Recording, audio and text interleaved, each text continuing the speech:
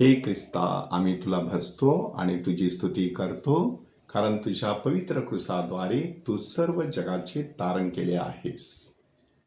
पवित्र गुरुवारी जे भोजन घेतलं जातं त्या भोजनाला एकूण 3 नावं आहेत हे आपण काल पाहिलं. त्यातील पहिल्या नावाचं स्पष्टीकरण आपण ऐकलं की त्याला वल्हांडणाचं भोजन म्हणतात. की संत मत्तय, संत मार्क आणि संत लूक ह्यांच्या शुभवर्तमानानुसार येशूने जे आपल्या शिष्यांबरोबर भोजन घेतलं त्याला ते वल्हांडणाचं भोजन होतं. परंतु संत योहान त्याला वल्हांडणाचं भोजन म्हणत नाही, तर अखेरचं भोजन म्हणतो. की आपल्या प्रेषितांवरील प्रीती शेवटपर्यंत येशूने व्यक्त केली आणि मग तो भोजनावरून उठला. ते अखेरचं भोजन. की प्रभू येशू ख्रिस्ताने आपल्या जीवनामध्ये बऱ्याच वेळेला भोजनं घेतलेली होती. मार्था आणि मरिया ह्यांच्या घरी सुद्धा त्याने भोजन घेतलं. शिमोन कुष्ठरोगी ह्याच्या घरी त्याने भोजन घेतलं. जक्कय आणि मत्तय ह्या जकातदारांच्या घरी देखील तो उतरला.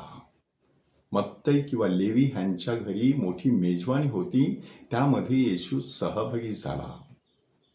काना येथे लग्नसमयी पाण्याचा द्राक्षरस त्याने केला, त्या भोजनात देखील तो सहभागी झाला.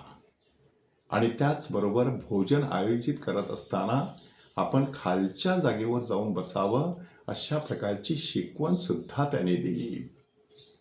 भोजन करतेवेळी त्याने हात धुतले नाहीत, म्हणून जे बाहेरून जातं ते आपल्याला भ्रष्ट करत नाही, तर जे आतून येतं ते आपल्याला भ्रष्ट करतं.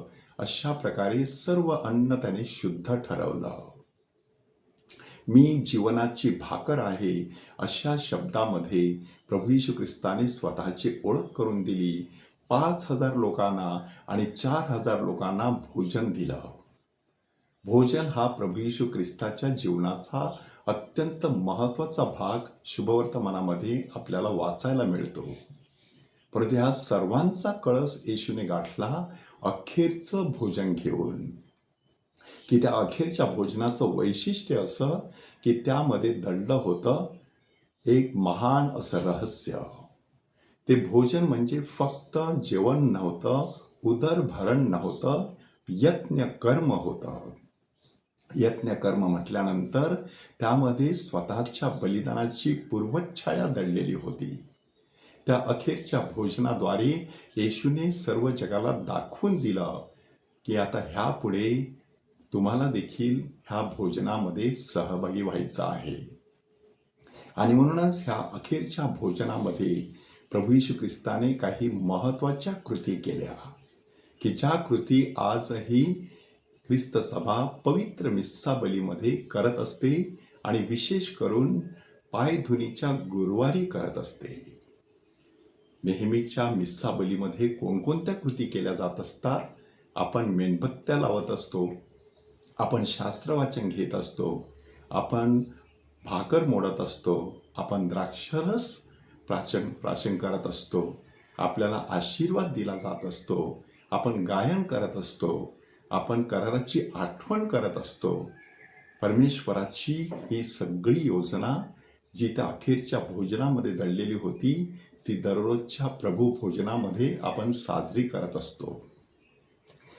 आणि पवित्र गुरुवारी विशेषरित्या प्रेषितांचे पाय धुण्याचा येशूने केलेला जो प्रसंग आहे तो देखील पुन्हा एकदा आपल्यासमोर सादर केला जात असतो. म्हणून ही जी 2 नावं आहेत त्या 2 नावांवरती अधिक सखोल चिंतन करत राहूया की येशूने घेतलेलं अखेरचं जेवण अजूनही ह्या ख्रिस्त सभेमध्ये सुरू आहे प्रभू भोजनाच्या रूपाने.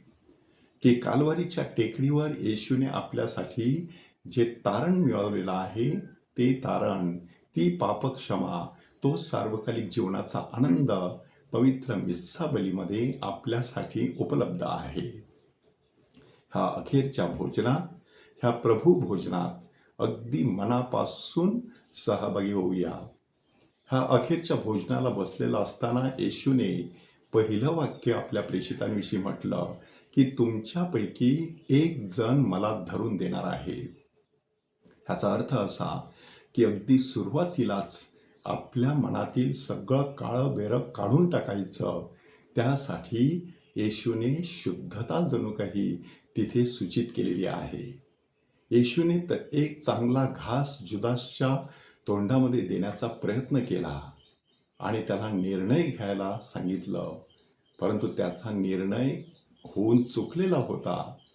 तो येशूच्या बरोबर भोजनास बसण्याऐवजी बाहेर निघून गेला आणि तिथे रात्र होती असं आपल्याला सांगण्यात आलेलं आहे. ती रात्र जुदासच्या अंतःकरणामध्ये होती, म्हणून तो त्या शेवटच्या भोजनामध्ये पूर्णपणे सहभागी होऊ शकला नाही.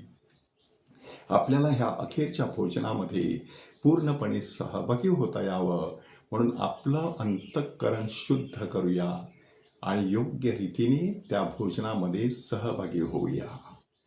हे प्रभो आम्हावर दया कर, हे प्रभो आम्हावर दया कर.